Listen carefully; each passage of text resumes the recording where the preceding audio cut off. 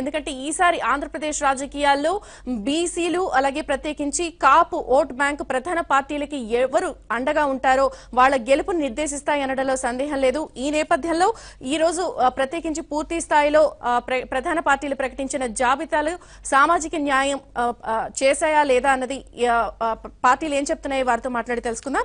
So ఈ రోజు news room చర్చలో మనతో పాటు విజయవాడ నుంచి టీడీపీ నుంచి రెరా సభ్యులు డాక్టర్ ముళ్లపూడి రేణుక గారు లైవ్ లో సిద్ధంగా ఉన్నారు. చర్చకు స్వాగతం అండి. ఇక బీసీ సంఘం నాయకులు ఏపీ బీసీ సాధికార సమాఖ్యాధికార ప్రతినిధి పామర్తి జయప్రకాష్ నారాయణ గారు కూడా లైవ్ లో సిద్ధంగా ఉన్నారు. మీకు చర్చకు స్వాగతం అండి.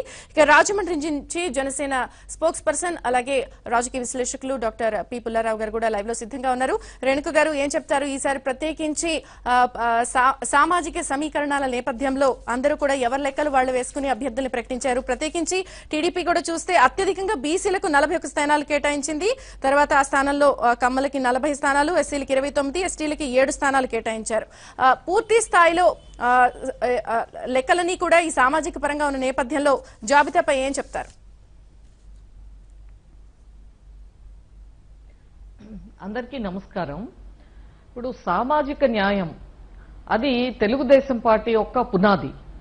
ఆ రోజు అన్న ఎన్టీ రామారావు గారు పార్టీ పెట్టినప్పుడే, అంతకు ముందు తెలుగుదేశం పార్టీ ఆవిర్భావంకు ముందు ఒకసారి రాజకీయ చిత్రపటాన్ని గమనిస్తే కంబైన్డ్ ఆంధ్రప్రదేశ్లో రాజకీయం అంటే కొన్ని కులాలకి, కొన్ని కుటుంబాలకి, కొన్ని వర్గాలకు మాత్రమే పరిమితమై ఉన్నటువంటి రాజకీయ హోదాని ప్రతి ఇంటికి, అంటే ప్రతి వర్గానికి, ప్రతి కులానికి, అన్ని సామాజిక వర్గాలకు, యువతకు, మహిళకు, చదువుకున్న వాళ్ళకి ఒక రాజకీయంలో ఒక పూర్తిగా పెనుమార్పులు తీసుకొచ్చింది ఆ రోజు అన్న ఎన్టీ రామారావు గారు.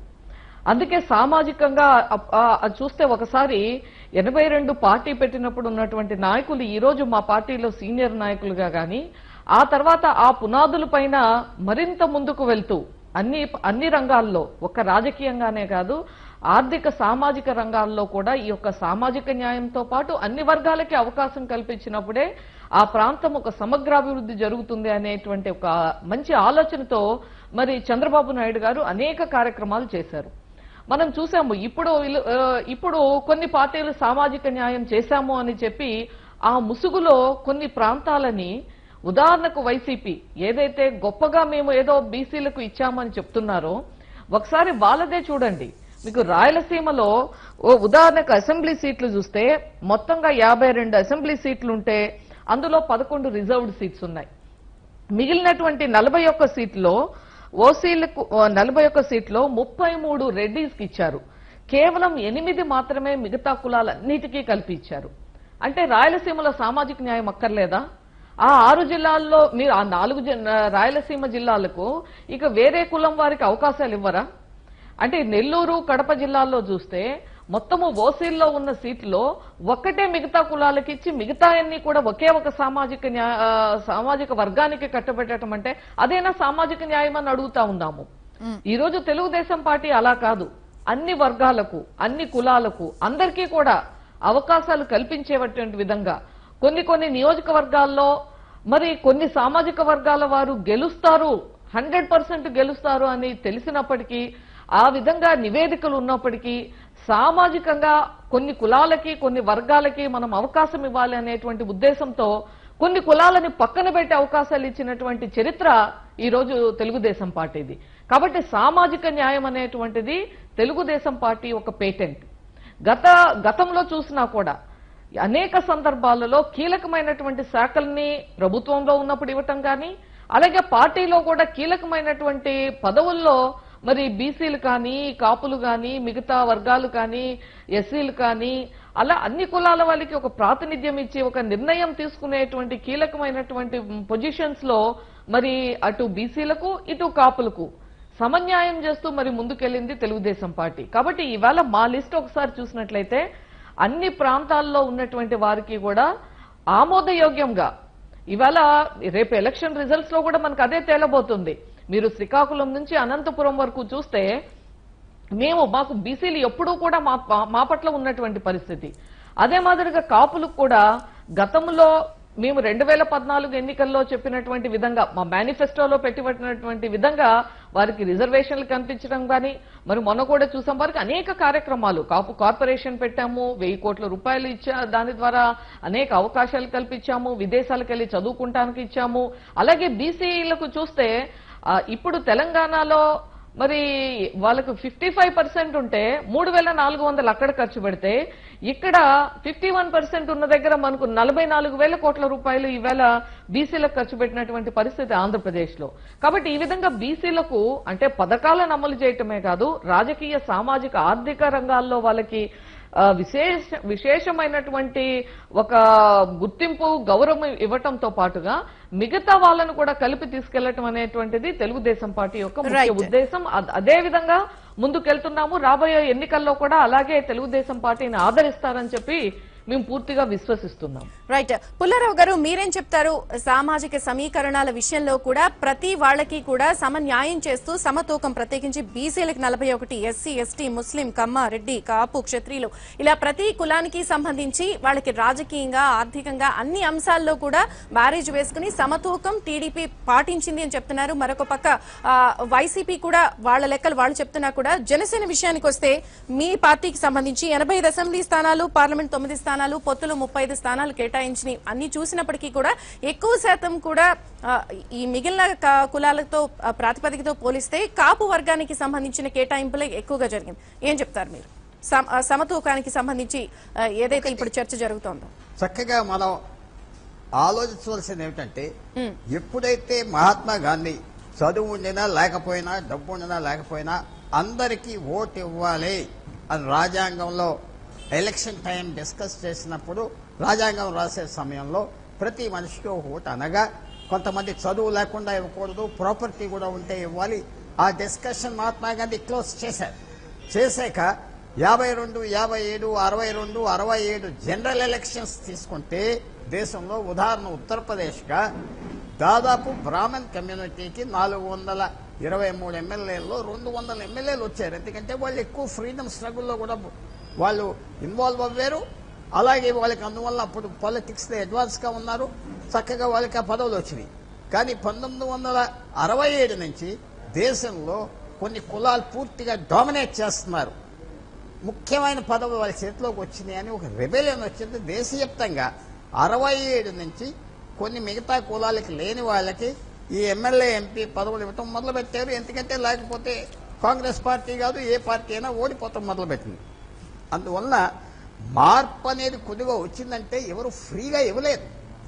ప్రజల్లో వచ్చిన ఆందోళన, మాకెందుకు రావటం లేదో, 3%, 4% ఉన్న జనాభా కమ్యూనిటీస్ కి అన్ని పదవులేనా? ఆ రెవల్యూషన్ వచ్చింది ఉత్తరప్రదేశ్ లో, నార్త్ ఇండియాలో వచ్చింది. కాంచీరామ్ గారు కూడా ముందరికి తీసుకొచ్చారు. కులం అనే మాట చెప్పటానికి చదవలేదు. ఆ స్టేజ్ ఆంధ్రప్రదేశ్ లో కూడా ఈవేళ వస్తుంది. అన్నిసార్లు ముఖ్యమంత్రి మీరేనా? అన్నిసార్లు ఎల్లకాలం మీరేనా? మాకేమిటి? మాకు లోన్స్ ఇస్తారా? కొన్ని ఏదో అప్పులు ఇస్తారా? ఏదో చిన్న చిన్న ఉద్యోగాలు ఇస్తారా? 2000 ఇస్తారా? సమాజంలో అన్ని చోట్ల ఈ ప్రశ్న జరుగుతుంది. ఇస్తే బాగుపడతారంటే తమిళనాడు దగ్గరికి వెళ్తే అది లేదు. తమిళనాడులో కులం చాలా ఇంపార్టెంట్ ఫ్యాక్టర్, ఏం ఇంప్రూవ్మెంట్ లేదు. సో అందువల్ల ఈవేళ మన రాష్ట్రంలో, కొన్ని రాష్ట్రాల్లో ఎందుకు కొన్ని కులాలు డామినేట్ చేస్తున్నారో అంటే, వాళ్ళు మంచి వాళ్ళ, గొప్ప వాళ్ళ, మంచిగా నేర్పత ఉన్నదా, వాళ్ళలో యూనిటీ ఉన్నదా? ఎంతో మందికి ఎన్నో అభిప్రాయాలు ఉండొచ్చు. మిగతా వాళ్ళు చదువు లేదా? అమెరికాలో ఉదాహరణగా 16% నీగ్రోస్ బ్లాక్స్ ఉన్నారు. వాళ్ళకి 1% ఇన్కమ్ కూడా లేదు. అంటే వాళ్ళు చెడ్డవాళ్ళని తెల్లవాళ్ళు అంటున్నారు.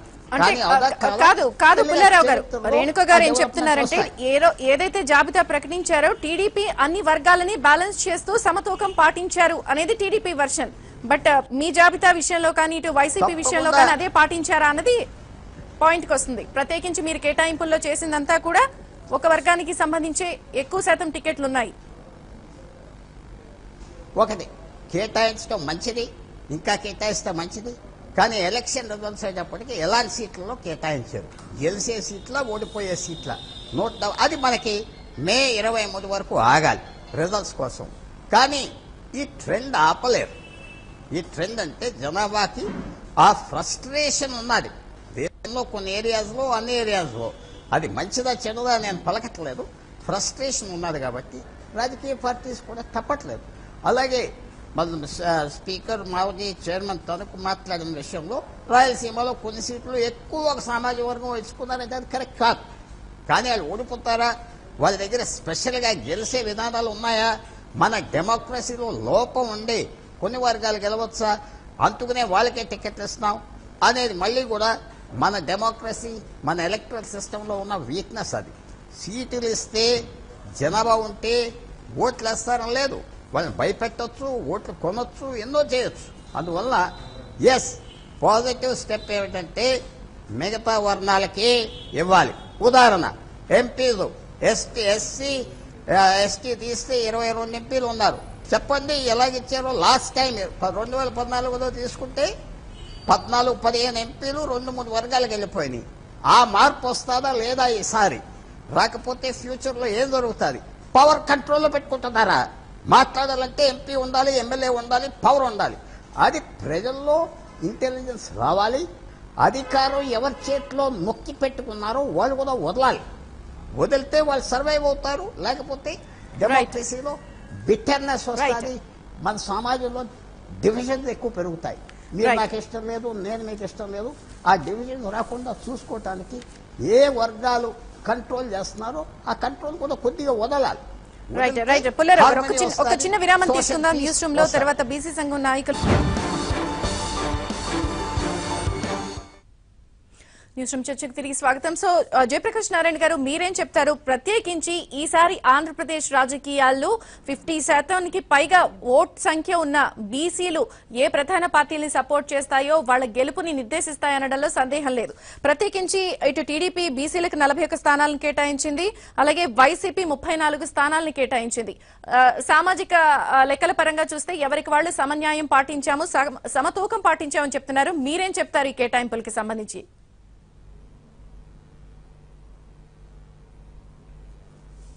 నమస్కారం రూప గారు, నమస్కారం డాక్టర్ గారు, నమస్కారం రేణు గారు. వాస్తవంగా బీసీలకు రాష్ట్రంలో స్థానిక సంస్థల్లో ఉన్నటువంటి 34% కల్పించి ఉండాలి. సరే, అది జరగపోయినప్పటికి కూడా ఇప్పుడున్న కేటాయింపుల్లో, ఇప్పుడు ఇచ్చిన సీట్లలో టీడీపీ 41, వైసీపీ 34 ఇవ్వడం జరిగింది. ఇందులో టీడీపీ మరి కొంతలో కొంత సామాజిక న్యాయం పాటించింది, స్వర్గీయ ఎన్టీ రామారావు గారి స్ఫూర్తిని కొనసాగించిందని చెప్పాలి. అలాగే 2014లో ఈ లెక్కల ప్రకారం చూసుకుంటే 31 మంది టీడీపీలో బీసీల ఎమ్మెల్యేలుగా గెలిచారు, వైసీపీలో 3 గెలిచారు. అలాగే ఎన్టీ రామారావు గారు పార్టీ పెట్టినప్పుడు సర్దార్ గౌతులచ్చన్న గారిని ఈ రాష్ట్రంలో మరి మహాత్మా పూలే, పెరియార్, మరి నారాయణ గురు, సాహు మహారాజ్ లాగా ఈ రాష్ట్రంలో చెప్పుకోవాలంటే సర్దార్ గౌతులచ్చన్న గారు, ఆయన గురించి చెప్పుకోవాలి. బీసీల గురించి పోరాడుతూనే బహుజన మహాజన ఐడియాలజీతో పనిచేసినటువంటి సర్దార్ గౌతులచ్చన్న గారిని రాజకీయ గురువుగా భావించి మరి ఎన్టీ రామారావు గారు పార్టీ స్థాపించి, ఆ స్థాపనతోనే రాష్ట్రంలో బీసీలకు రాజకీయ న్యాయం కానీ అధికారంలో వాటా కానీ ప్రారంభమైందని మా బీసీల అభిప్రాయం. అందుకే బీసీలు పార్టీ పెట్టినప్పటి నుంచి కూడా ఈ టీడీపీతో మమేకమై టీడీపీకి వెన్నుముగ్గా ఉన్నారు. ఈ సందర్భంలో ఈ రాష్ట్రంలో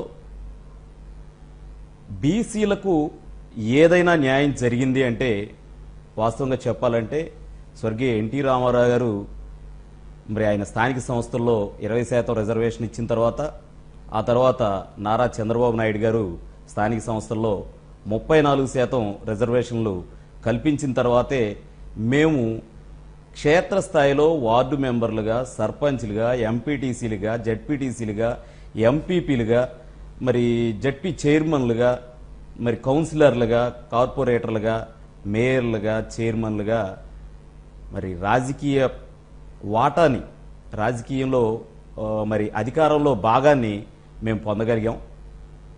మరి ఇటువంటి తెలుగుదేశం పార్టీ ఈరోజు 41 సీట్లు ఇవ్వటం తక్కువే అయినప్పటికీ ఇప్పుడున్న పరిస్థితిలో సామాజిక న్యాయం తెలుగుదేశం పార్టీయే పాటించిందని చెప్పాలి. అలాగే ఎమ్మెల్సీలు 13కి ఇవ్వటం, అలాగే కార్పొరేషన్లు 26 మందికి చైర్మన్లుగా కల్పించటం, మరి ఎంపీలో ఒక 4 ఉన్నారు గతంలో. ఇలా అధికారంలో వాటా భాగస్వామ్యాన్ని బీసీలకు ఇచ్చి సమన్యాయాన్ని సామాజిక న్యాయాన్ని పాటించిన తెలుగుదేశం పార్టీకి ఈసారి బీసీలు ఖచ్చితంగా మద్దతు తెలుపుతారు. అలాగే బీసీ సంఘాల నుంచి కూడా మద్దతు ఉంటుంది. మా బీసీలు నిలబడిన ప్రతి చోట మేము బీసీ సంఘాల నుంచి గెలిపించుకుంటాం. మరి సామాజిక న్యాయం చేస్తామని చెప్పిన మరి ప్రధాన ప్రతిపక్షం కానీ మరి మార్పు కోసం ప్రారంభించిన జనసేన పార్టీ కానీ బీసీలని పట్టించుకోకపోవటం బీసీలు గమనిస్తా ఉన్నారు. పుల్లారావు గారు, సరైన సమాధానం ఓట్లతోనే ఏదైతే ఈ రోజు చెప్పబోతా ఉన్నారు. ఓవరాల్ గా ఫైనల్ జాబితాలు ఎలా అయితే బయటకు వచ్చేసాయో టీడీపీ కొంతలో కొంతైనా సమతూకం పాటించింది. 41 సీట్లను బీసీలకు కేటాయించింది. ప్రత్యేకించి 2014లో రిజల్ట్స్ తర్వాత వాళ్ళు గెలుపుకి సంబంధించి 31 ఎమ్మెల్యేలు ఎలా గెలిచారో ఈసారి కొంతలో కొంత 50% పైగా ఓట్ షేరింగ్ ఉన్నా కూడా 41 సీట్లను కేటాయించింది. బట్ ఇటు వైసీపీ మాత్రం 34 సీట్లతోనే సరిపెట్టింది. బట్ మార్పు కోసం వచ్చిన మీరైతే కనీసం ఎటువంటి సమతూకాన్ని పాటించలేదనేది బీసీ సంఘం నాయకులు చెప్తున్నమాట. ఏం చెప్తారు? మార్పు కోసం వచ్చారు, ప్రత్యేకించి ఎన్నో సందర్భాల్లో కూడా పవన్ కళ్యాణ్ ఇదే విషయాన్ని మాట్లాడారు. మీకు స్పష్టంగా చెప్తున్నా, ఒక ఎమ్మెల్యే సీట్ ఇచ్చి ఏ మినిస్టర్కి బీసీ మినిస్టర్కి అధికారం ఉన్నది ఈ రాష్ట్రంలో, ఏ ఎంపీకి ఉన్నది, ఎవరి దగ్గర పదవులు ఉన్నాయి. కొన్ని పదవులు ఇచ్చాం. నేను ఎవరు వ్యూ వాళ్ళది. మిత్రుడు మాట్లాడాడు, చక్కగా ఎక్స్ప్లెయిన్ చేశారు. మేము ఎమ్మెల్యేలు ఇచ్చాం, ఓడిపోతారా? 56 ఉన్న వాళ్ళని ముఖ్యమంత్రి ఎందుకు చేయకూడదు? ఒక బీసీ అతన్ని ముఖ్యమంత్రి బీసీ వాళ్ళు ఎప్పుడు అవడా? గౌతలక్ష్మణ్ గారు లాంటి వాళ్ళు అవ్వలేదు కదా, ఇప్పుడు అవుతారా? Welcome it. ఎప్పుడు పై కులాల వాళ్ళు ముఖ్యమంత్రిగా ఉండాలి, వాళ్ళు వర్ణాలు కూర్చోబెట్టాలి, వాళ్ళకి చక్కటి పదవులు ఇవ్వాలి. నామినేటెడ్ ఎంపీలు అందరూ వాళ్ళేనా? అందువల్ల కూర్చోబెట్టాం, టికెట్లు ఇచ్చామంటే ఎలాంటి వాళ్ళకి ఇచ్చారు? ఫైటర్స్కి ఇచ్చారా? చక్కటి వ్యాపారస్తులకు ఇచ్చారా? డబ్బులు ఖర్చు పెట్టి రమ్మని ఇచ్చారా? ఆ ఆర్గ్యుమెంట్లోకి నేను వెళ్ళలేదు. మేము ఎఫర్ట్ చేస్తున్నాం, సామాజిక న్యాయానికంటే ఛాలెంజ్ చేస్తున్నాం. గత 70 సంవత్సరాలు ముఖ్యమంత్రి ఆంధ్రప్రదేశ్ ఎవరెవరు ఆక్రమిస్తున్నారు ఈ పదవులు? మార్పు ఉందా? ఎందుకు ఎవరు ముఖ్యమంత్రి? 1989 నుంచి ఉత్తరప్రదేశ్లో మళ్ళీ బ్రాహ్మణ్ ముఖ్యమంత్రి అవ్వలేదు. అంటే మంచిది కాదంటలేదు. జవహర్లాల్ నెహ్రూ గొప్పవాడు, మోతీలాల్ నెహ్రూ గొప్పవాడు. మార్పు అంటే అలా వస్తాయి. పవర్ ఇస్తే, పంచుకుంటే, అందిస్తే సామాజికంగా చక్కగా వెళ్తారు. కాస్టే కాదు ప్రోగ్రెస్. ఒక ఫార్వర్డ్ కాస్ట్ వ్యక్తి చక్కటి ప్రోగ్రెసివ్ మ్యాన్గా ఉండొచ్చు. ఫార్వర్డ్ కాస్ట్ వాళ్ళే చేయొచ్చు. మహాత్మా గాంధీ గారు చేసింది ఎవరు చేయలేదు సామాజిక న్యాయం ఈ మన దేశంలో. కానీ మన పరిస్థితి ఏంటి? ఎవరైనా తప్పు ఒప్పుకుంటా ఒక మినిస్టరు ఈ గవర్నమెంట్లో మాట్లాడగలడా? లేదు. కాదండి మీరు తప్పు చెప్తున్నారంటే అంటే పుల్లారావు గారు ప్రత్యేకించి మార్పు రావాలి, ఈ కులాల ప్రాతిపదికన ఏదైతే జరుగుతున్న రాజకీయానికి సంబంధించి ఉందో అదంతా కూడా మార్పు రావాలి అన్నప్పుడు ప్రత్యేకించి టీడీపీ ఒక 41 సీట్లను కేటాయించినా కూడా జనసేన అటువంటి తూకం పాటించలేదు అనేది కదా బీసీ సంఘం నాయకులు. మార్పు కోసం వచ్చిన మీరు, మార్పు కోసం ప్రత్యేకించి వచ్చిన మీరు ఎందుకు ఈ విషయాన్ని గమనించలేదు? నేను సుప్రీంకోర్టులో 3 జడ్జిలు ఉన్నారు మొదటి వరకు. ఆంధ్రప్రదేశ్ నుంచి ఈ కులం వాడు చెల్లలేదా? జడ్జి అడుగుతుందా? మీరు కాస్మెటిక్స్ నేను అంటున్నా, నన్ను బాధ పెట్టుకోవద్దు. వాళ్ళకి ఇచ్చాం, వీళ్ళకి ఇచ్చాం. కార్పొరేషన్లు 280 కార్పొరేషన్లు ఇంకో నాయకుడు చేస్తాడా? ఆ 284 కార్పొరేషన్కి చైర్మన్ దఫేదారు ఉంటాడా? పవర్ ముఖ్యమంత్రి ఎవరికి ఇస్తున్నారు? మీకే ఇస్తాను, నాకే ఇస్తాను కాదు. Real power. చరణ్ సింగ్ 77లో అధికారంలోకి వచ్చాక ఉత్తరప్రదేశ్, బీహార్ అందరికి బ్యాక్వర్డ్ క్లాస్ చీఫ్ మినిస్టర్ ఇచ్చారు. అది చేయి, నమస్కారం పెడతాం. అది చేయరా? చేయలేరు. బ్యాక్వర్డ్ కాస్ట్ షెడ్యూల్ కాస్ట్కి అసలు లీడర్షిప్ లేదు కదా. మీరు అన్ని వదలండి. సుప్రీంకోర్టులో 3 జడ్జెస్ ఉన్నారు ఆంధ్ర నుంచి మొన్నటి వరకు. ఒక్క ఎస్సీ సరిపడ్డా, ఒక ఎస్టీ సరిపడ్డా, ఒక బీసీ సరిపడ్డా? కరెక్ట్ చేయండి, అపాలజైజ్ చేస్తా. రేణుక గారు మీరేం చెప్తారు? రేణుక గారు ఆన్సర్ చేస్తారు, అడుగుదాం. రేణుక గారు మీరు కూడా సుదీర్ఘంగా పార్టీ